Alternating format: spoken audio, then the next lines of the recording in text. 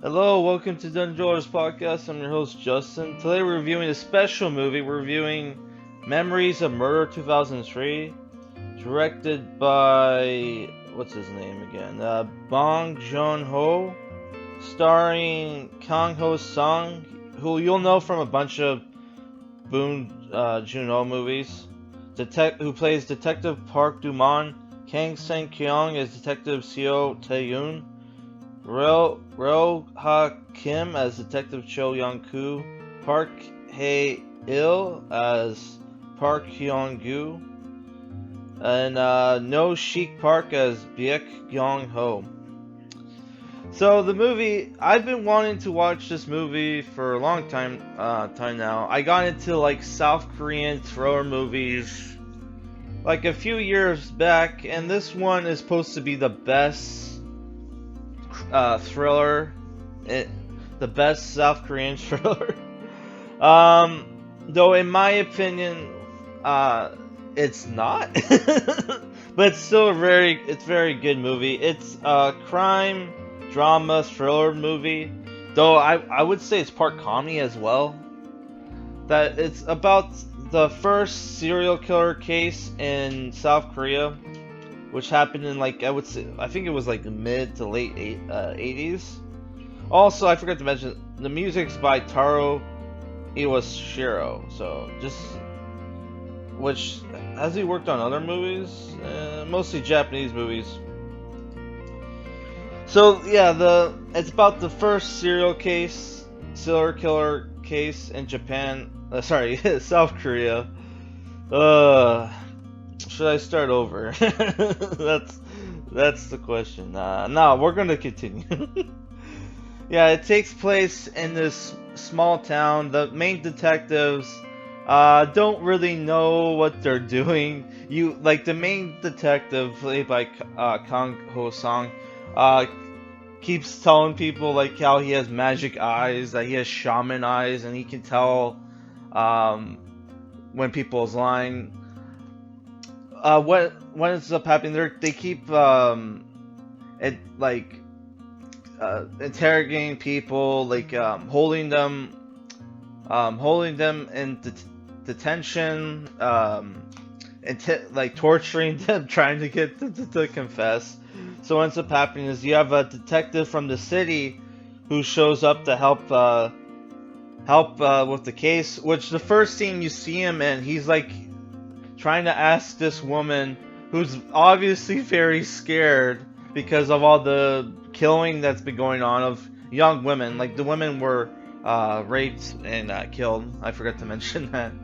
Yeah, he's chasing her, and our main character passes by in a car, sees this, gets out of his car, beats the shit out of him, arrests him, and he's like, "Dude, I'm a detective." And he's like, "How can you be a detective? You're a shitty fighter." Like that's the thing. Like, there's a lot of drop kicks in the movie. Like even Kang Ho-Song drop kicks the other detective in the first meeting, which I thought was cool. I don't know. The Korea loves drop kicks, man. Like that's like the only movies I ever see drop kicks in are in wrestling, which I don't really watch wrestling, and then South Korean movies. They just love their drop kicks, which not gonna lie, it's an amazing move.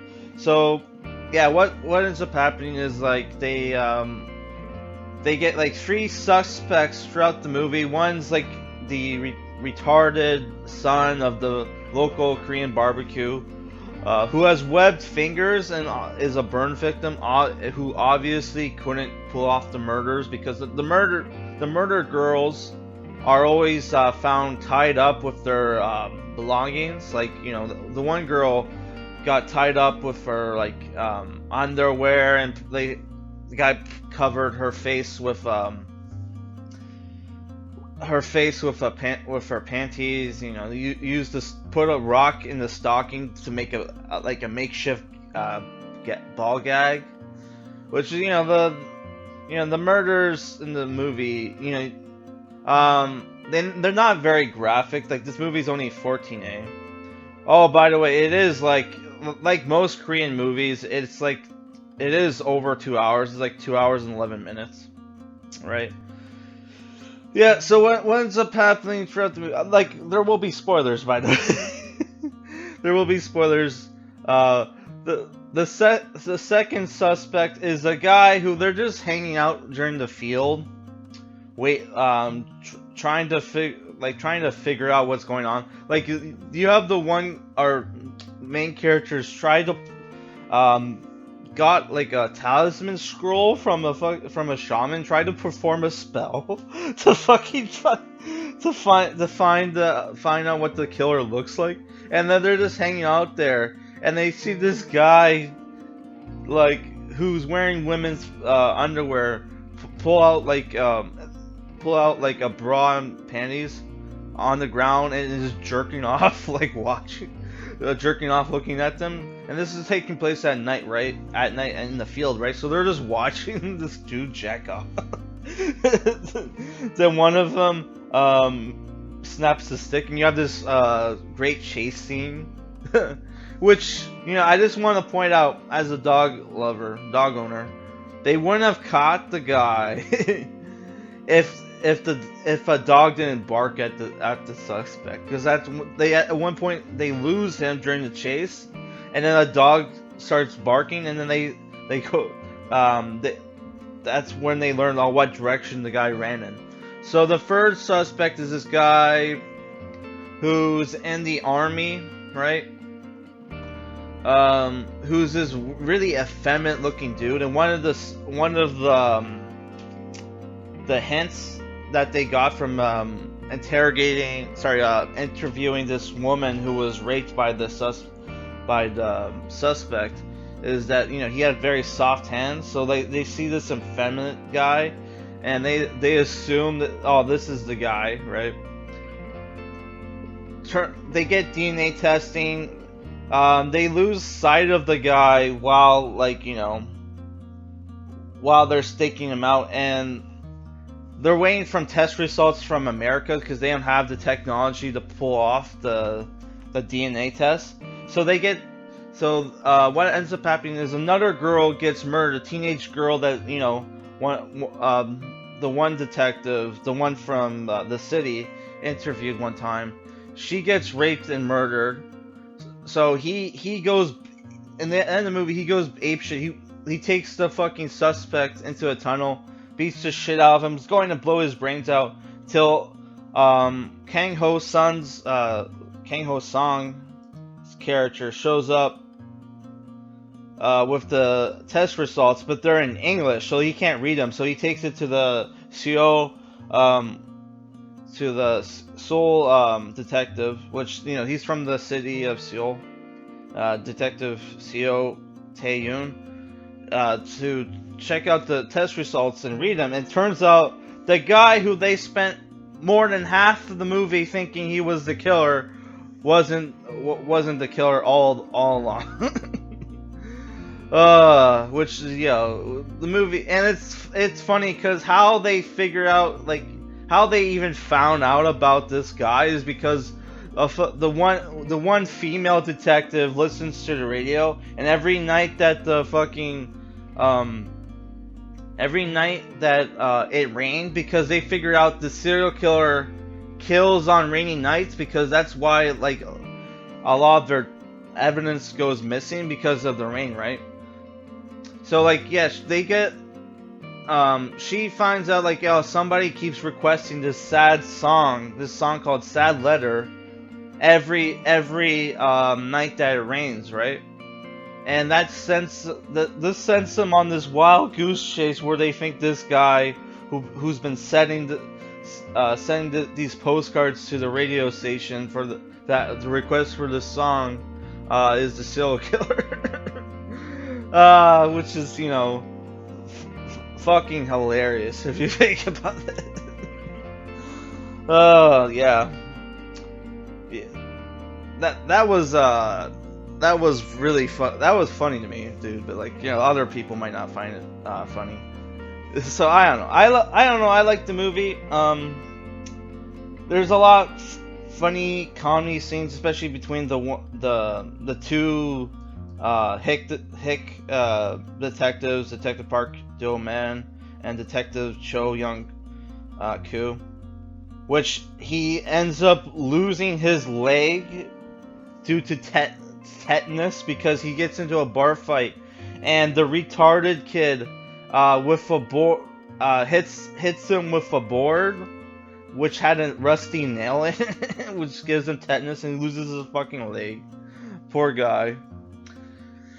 Uh, yeah, and the only really tense scene in the movie is when there's like a POV shot of the serial killer on a rainy night, and like before that you see the one detective's wife go out, who works for like a pharmacy or something, go out on a run to